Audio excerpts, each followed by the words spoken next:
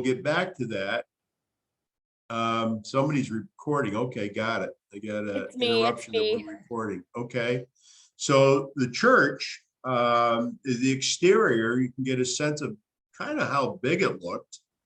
The lower left side is, if you really look, that's a horse shed that was added after the 1858 construction. And the far right is actually a picture of the interior. Next slide, please. So as I walk up the shrine and turn the corner from 60 feet out, I spot this shrine, and not only is it stunning, but I'm absolutely stunned. And I try to remember, I know I was there a week, but I had no idea how or why. And I honestly had a spiritual, mystical moment, and I just stayed focused, figured out it was 55 years ago when I cleaned up the blowdown, brambles, grass, and it needs the same work now. Next slide, please. So as you get closer, 10 feet out, as I see the shrine up close, it's about 8 feet tall and maybe 8 feet wide. All of a sudden, I recall I was with this huge man, a Franciscan priest, and when he retired from the football, playing football, he decided to become a priest. So it was kind of pretty cool.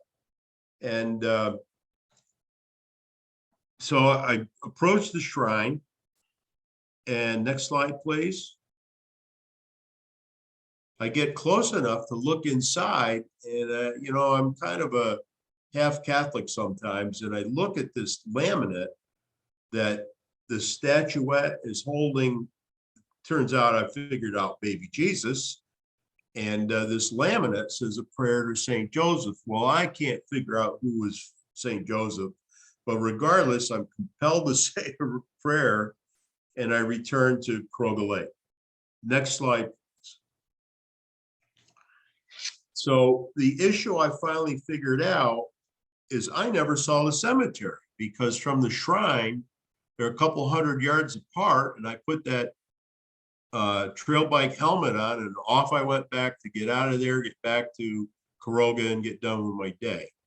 So in 2020, May 2020, I go down and I look and I start walking around, and I see this cemetery that's pretty scattered, but I start looking at some of the names, and certainly from growing up summers in Croga Lake, I recognized it. Baker's, Reinhardt from Reinhardt Road, the wreaths that I knew from Sacred Heart and St. Mary's, the Ungers. And I started saying, my goodness, what is this all about? And I think the next slide, obviously as a soldier, this caught my attention. A round disc with a flag. This is right up just before Memorial Day of 2020. So typically, you know, people volunteer their time and they go out and they put in these flags near all gravestones of veterans.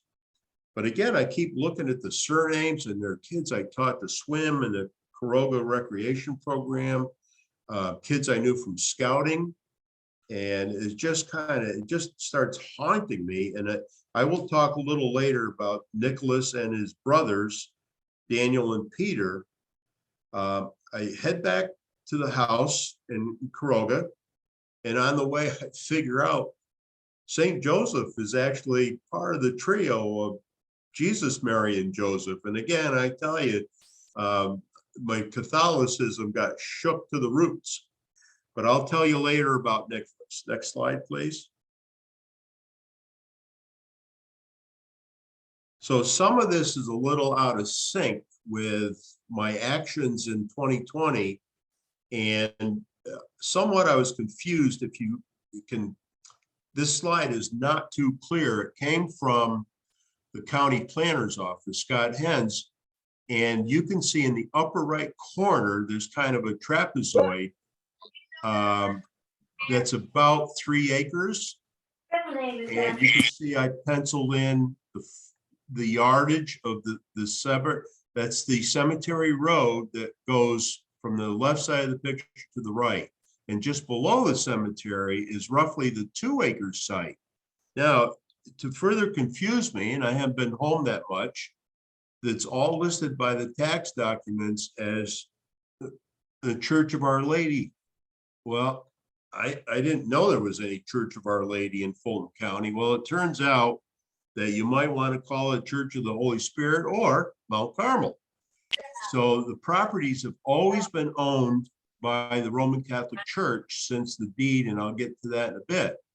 But anyway, so that's the first slide.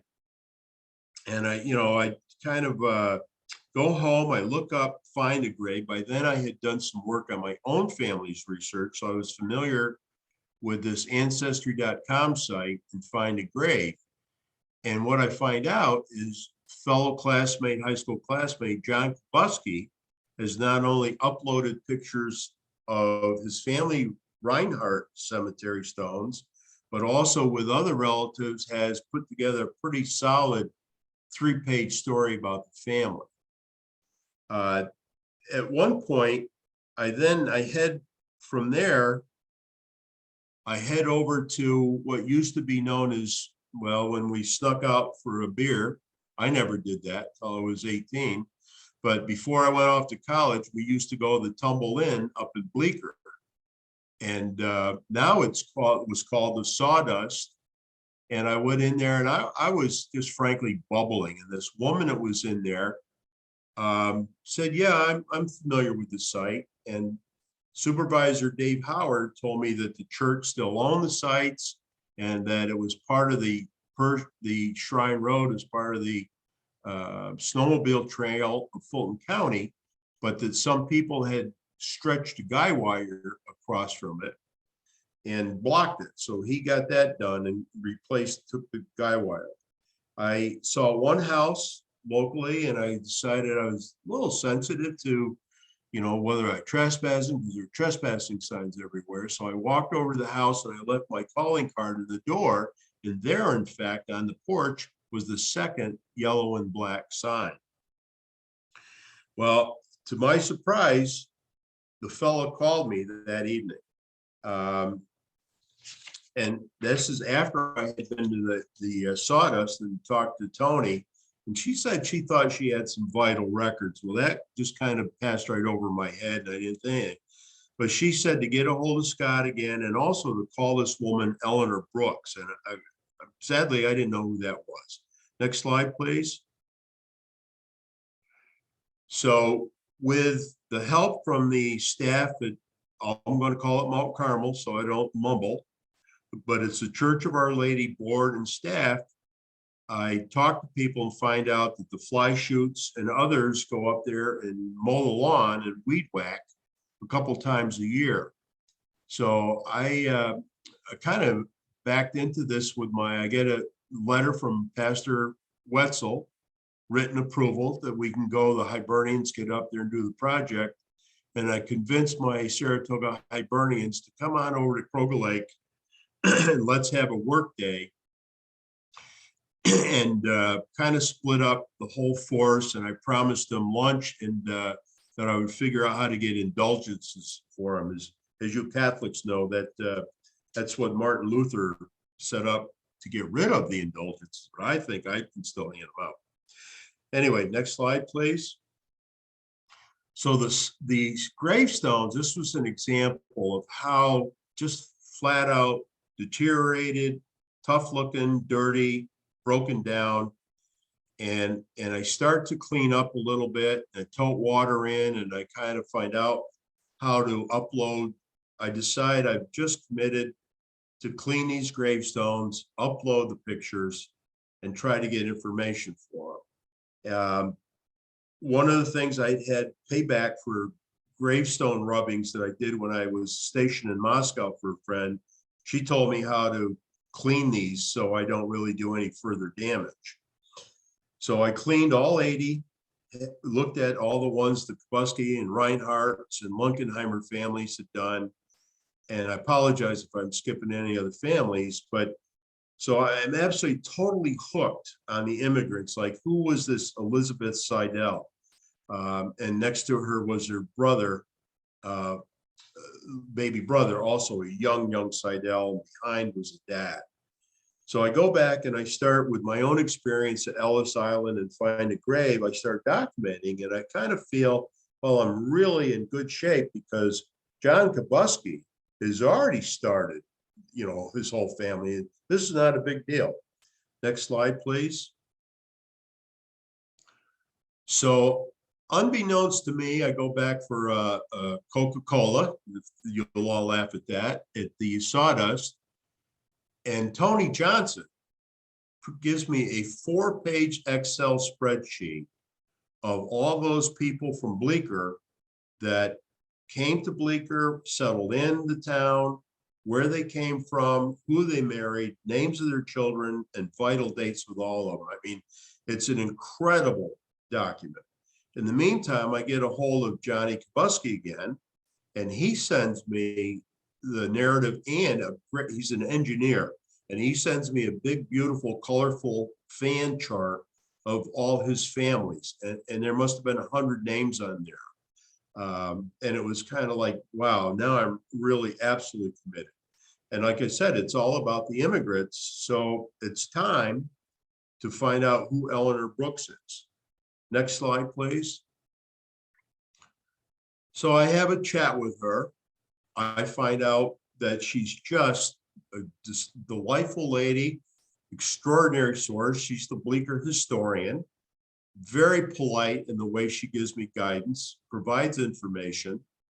And then she starts saying, well, that cemetery was recorded before, and lets me know these 4 particular dates: the Daughters of the American Revolution, Dr. Robert Palmer, who did a documenting or after World War II, and then Dr. James Morrison did another, and then Lou Decker, who was the historian in the late 70s, he took the CETA grants and gave people an opportunity to learn how to register everybody in the grave sites. So next slide, please. So what I kind of figured out, and the numbers sometimes are speculative, because when I talked to Barbara Reith, I found out that some of the numbers and the names didn't quite match up perfectly. And she said, when people move to the big cities of Gloversville and Johnstown, they often exhumed their family members and took them down to Ferndale and Prospect Hill. And now I have found St. Patrick's. So I collectively have figured out that there were 45 families with 98 names. Some gravestones have multiple names on them. I started getting sidetracked and learning how and why cemeteries are laid out, how gravestones were made, of what material, because in this cemetery, some look very old and decrepit, like Elizabeth Seidel's, and others, like the Busicks and Reith, were really brand new. Well, what it was the difference in material of the marble being used in the 17 and 1800s, and then granite started to be used at the turn of the century, and that's why they look brand new, even though some of them are already 100 years old. The other things, I started researching the veterans with the help of the service office in Johnstown, and then Johnstown Library has some great books that list by name people who were mustered. So I found all 3 Reinhardt brothers.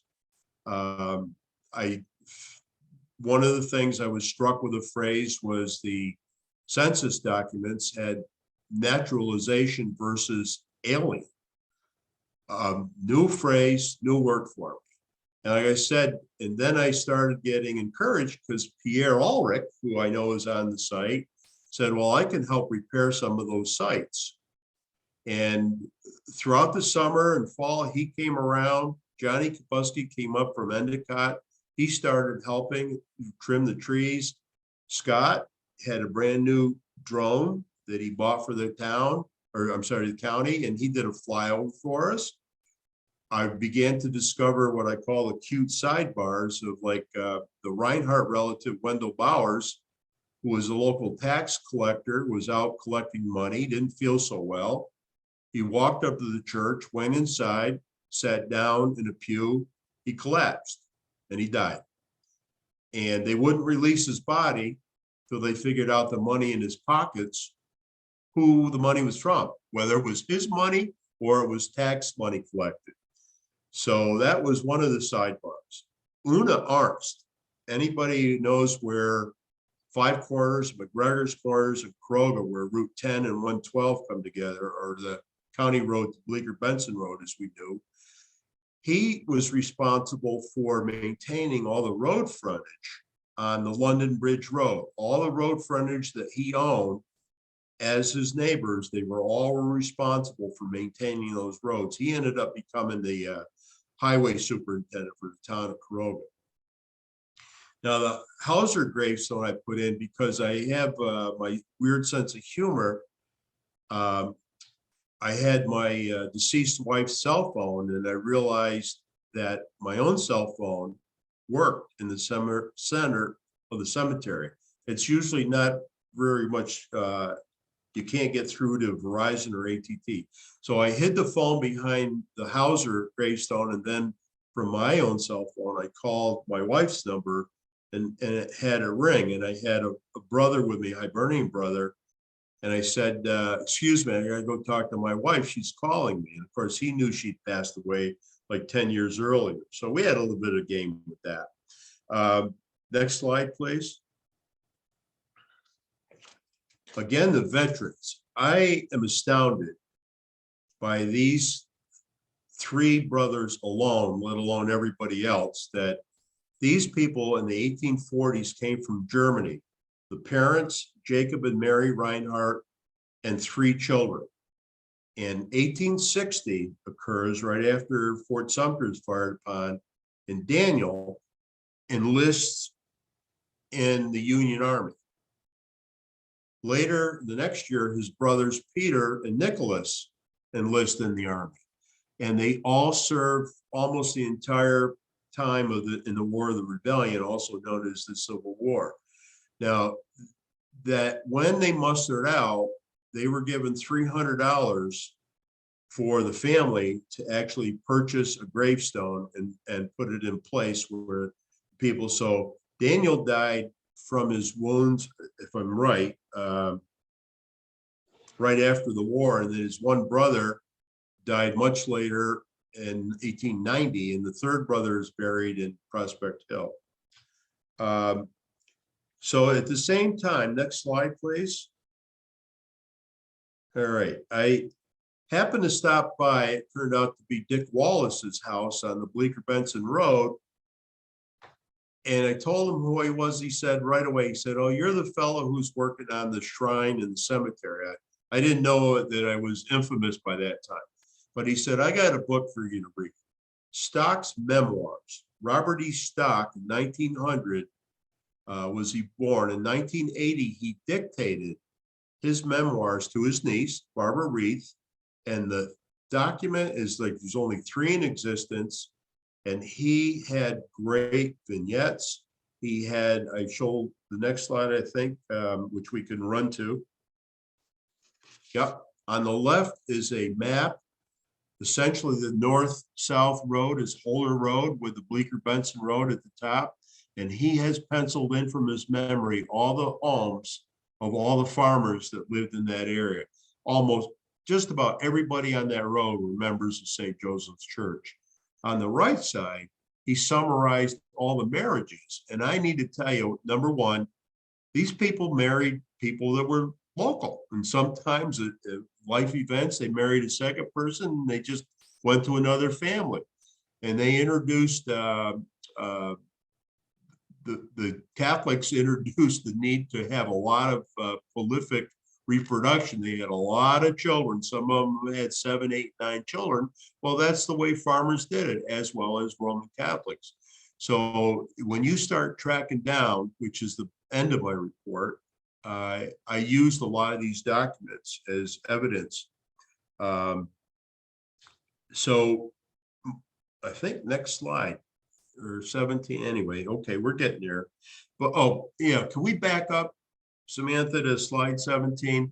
One of the things that really surprises you when you start doing research is you have to be creative on where you go. I had a 1980 Frontier phone book. Nippy Logan would be proud of me. I hadn't thrown it out yet. I went through name by name, found members of the people who were interred, and called the family and said, "What do you know about your family?" I never got a negative response. Usually it was, "Well, I'm not the one in the family who's kept records, but why don't you call this person?" I reread Barbara McMartin's 1972 book on Caroga.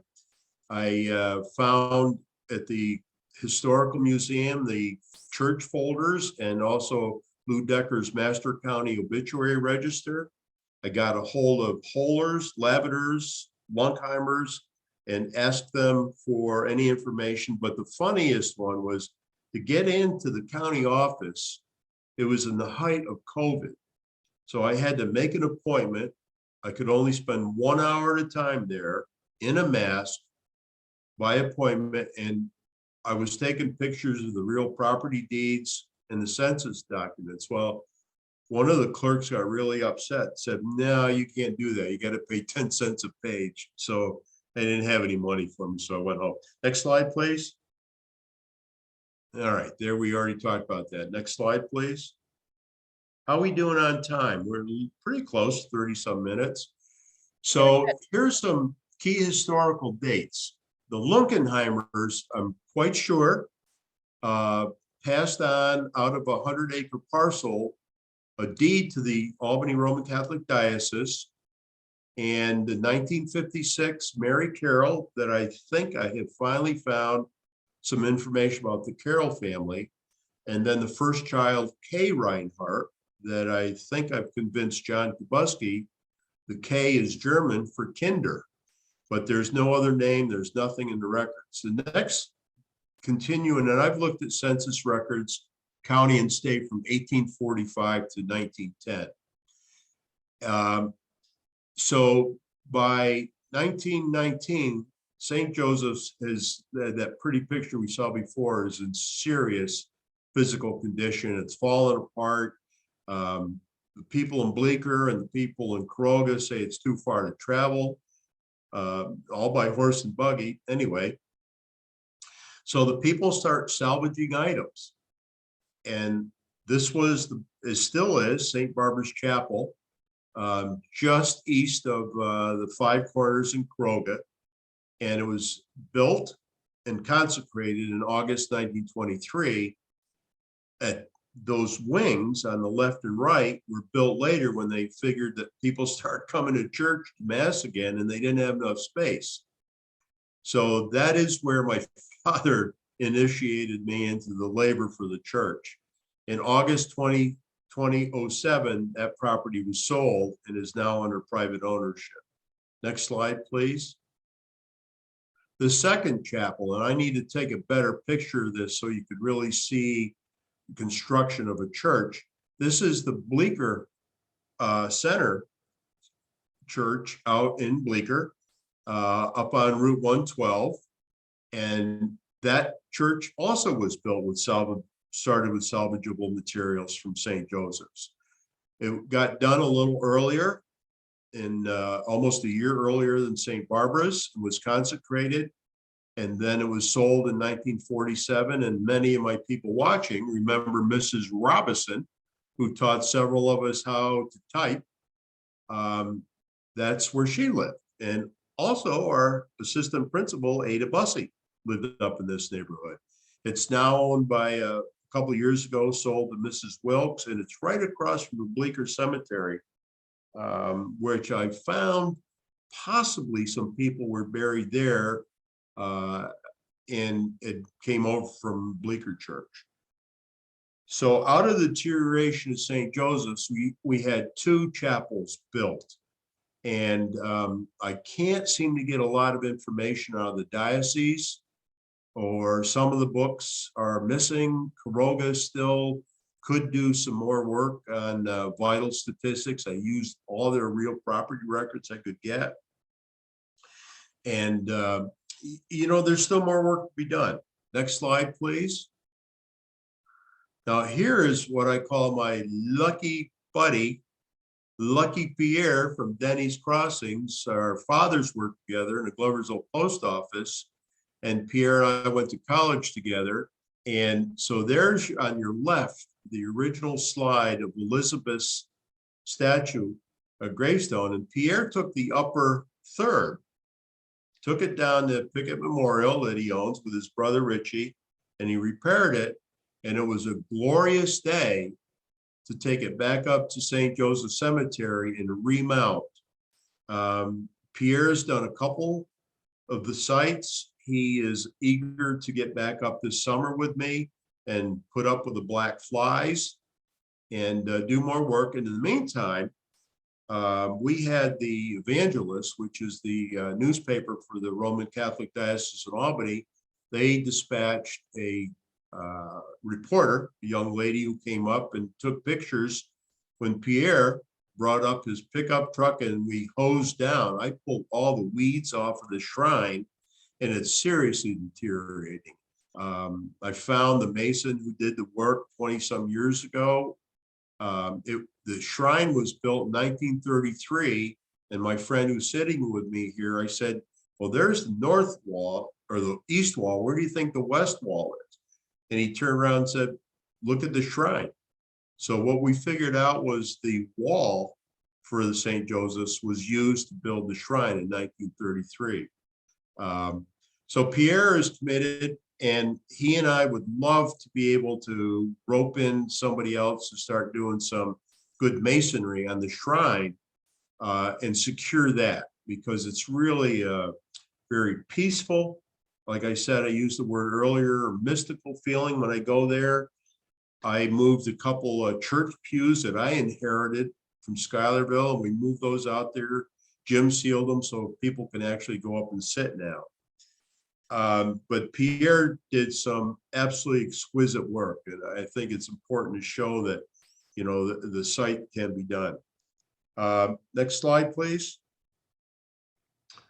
So, as I said, I'll go up there all year round, snowshoe in, take some pictures, and it's just extremely peaceful setting. So that's the crabapple, producing crabapple tree that's dormant in winter, and Pierre and Eddie Kelly trimmed it up. So it's really a much better looking, you can see the paths of the deer come right up through there and go right up to the shrine and out to the northeast corner. Next slide, please. So what are we looking at? In the future, I will continue to use every resource I can think of to get more information about the immigrants. The Gloversville and Saratoga and Johnstown libraries have been just superb. The librarians who have helped me work on locating people, Ancestry.com, through going after information on my own family. And I will tell you, one of the sidebars, I just found my great-great-grandfather. So I'm back to the 1850s with the Cummings side of the family, which is kind of cool. But especially, we're hoping maybe to produce after this presentation and it becomes available on site at the Fulton County Historical Society website, more of the families might say, well, you're full of BS. That's not what happened to my family. That's not my family. How about this? I don't care. As long as they provide new information or edits, anything better to take what was a 2-page report, now is 71 pages with pictures, that we hope to then 2022 get that done, get it printed, hard copied, distributed to the libraries, the historical groups of Caroga and Bleecker, the county. I got the fellow from Benson and Hamilton County is looking for information for me. The lady from Benson is looking for, and we got to stabilize that shrine. Pierre has a tarp over it, so it didn't sustain the freezing rain and ice over the winter. And so it's measured, it's much improved. So Samantha, if anybody's put in questions in the chat room or to you, I turn it back to you. Yeah. Thank you for this Well, thank opportunity. you. That was wonderful. I was taking notes. So at this point, we don't have any questions in the chat, but if people do have questions and would like to unmute themselves to ask, they are welcome to do so. So go ahead. Don't be shy. You're all classmates. No, all right. This is Judy Mahar, and I am a classmate of David Cummings and John Kabuski, and I know Tom Johnson is on the call. I was born in Gloversville and raised there, but I'm from the Saranac Lake area. My whole entire family is from there. And you gave me such thoughts about cemeteries and history. I happen to be on the board of Historic Saranac Lake, and we're in the throes of developing history of the great camps and the people on the lake, and trying to preserve the history of people. And so that's one of the main reasons why I was on this call. And I find what David has done is just absolutely fascinating. But I do want to make one comment. We in the village of Saranac Lake developed a Saranac Lake Wikipedia,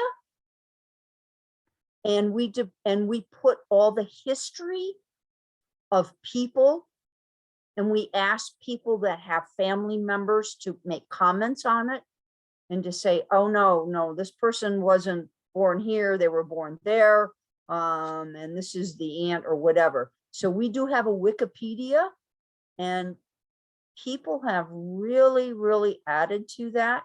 We have one person that does that, but you can add to it. So that's something, I don't know whether you have that in that area. David, do you have that? I think Samantha can answer that question, Judy. We do not. I just wrote in the chat, that's a really amazing idea, actually. I mean, we have regular Wikipedia. Do you want me to send you the link on that? Because that would be great. We have one guy who's kind of like the master of it, and it has developed into the most incredible, and you can go back from history and how it relates to different people. It's fascinating. Yeah, so that would be amazing. Okay, you know what? I can send that to David and he can forward that on. How's that? Perfect. Thank you so much. You're welcome. I go camping in Saranac Lake every year, so I'm looking forward to reading it. Where? We usually go on the islands, on the state campsites. Lower Saranac? I think so. I just show up and ride in the boat and go get ice cream at Mountain Lower Mist. Saranac. Yeah, that's 15 minutes from me. Okay. Beautiful. Yep. This is Pierre. I just have a comment. I've thoroughly enjoyed working with Dave and look forward to doing more and more. I think it was an excellent presentation, and the commitment that he's had to this and the work he's put in is astonishing, and it should be shared for all we're doing some work with the town of Johnstown on abandoned cemeteries, and we really need to take care of that. So I look forward to continuing to work with Dave, and great job. Thank you. Thank you, Pierre.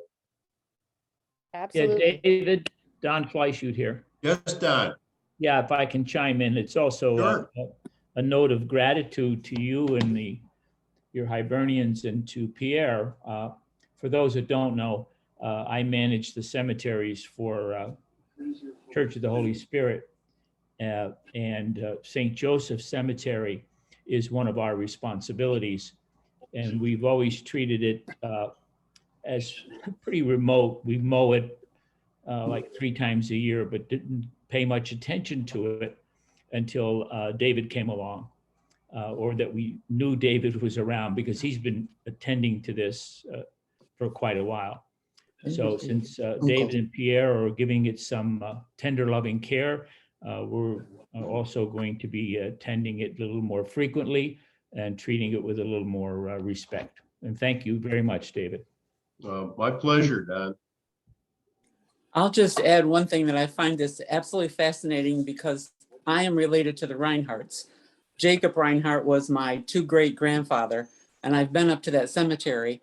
And I know now it's a beautiful place. Before it was just grass and you had to search for things.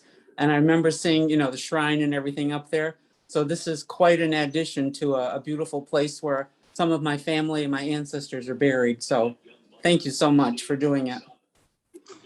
Irene, in the document that you'll get hard copy for helping me is the story about the Reinhardt barn being relocated a couple of times and now at the Caroga Historical Society.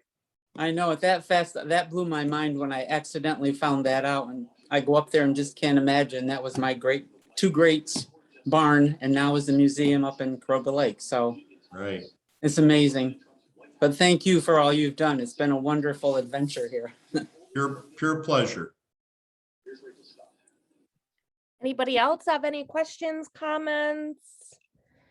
In the chat, I just shared the research paper that Dave has written. He has graciously allowed us to share on our website. So there's a direct link there. And you can also find it on our website under the events page for this event if you're interested in reading that. I subjected most of these people to the first draft, which now is a relatively sophomoric document compared to what we have now, Samantha. Well, I enjoyed reading it. It just gets better every time. So, Right. well, if anybody David, has this is Tom Johnson, and I think that this has been a lot of work that you've done, and it's very impressive. I know that this will go a long ways towards making up for all the bad stuff you did in your life, and maybe you'll spend a little less time in purgatory because of this. Well, was I holding hands with you or Judy Mahar, Tom, when we did some of those things? I was good till I went to St. Mary's. Right. Hey, I have a quick question for you, David. You talked about the Reith family, R-E-I-T-H. Right. I went to school with Gail Reith, and Gail actually lived like a block away from you in John Finoken. So do you remember Gail?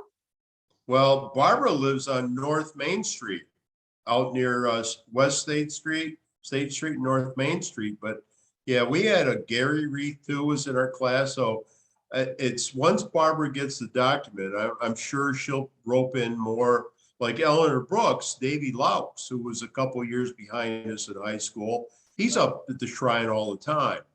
So I'm just hoping word of mouth that more and more people will be aware of it. And if nothing else, peruse I broke the end of the paper up into 2 sections. One is those I think are predominantly related to Caroga activities and the others to Bleecker activities. And there's another place where it's a straight alphabetical. So if people are looking, they don't have to search through a whole document. And I mean, that's what I found just last week was John Carlin, whose grave has been known to be missing. Well, I'm quite sure he's in St. Patrick's Cemetery in Johnstown. Lots of cool stuff you can uncover. I have a question. Have you considered exploring the possibility of getting one of those fancy blue and gold state historic markers put up there to mark the cemetery and the site of the church? There are grants for that I would be happy to assist you with. Well, I actually, Samantha went even further. I was watching American History Channel one night. There's a fella in Washington, D.C. that will make historical sites for immigrants, put it on his registry. But the black and yellow, or the blue and yellow, are New York State. Right. And I know those things, like the town put up the white and black sign at the entrance of Persh and Shrine Road of the 5 cemeteries in Bleecker. But yeah, I would love to be able to have the place recognized. Well, I will send you some information on the Pomeroy Foundation who funds these types Oh, of right. adventures. Yeah, so we'll definitely work on that. I think that would be great. Yep. Anybody else have comments, questions? This was a wonderful presentation, a lot of comments saying how great it is. Many thanks for your work. Yes, Standing ovations. Standing Yay, ovations. Lucky Pierre. That's my college classmate. We never misbehaved at Albany, Pierre. Never mind. Never mind. Yeah. All right, all. all right, thank you so Thanks much for for Good taking job. chiming the in time and to join any us. more information. Thank Tell you. our buds that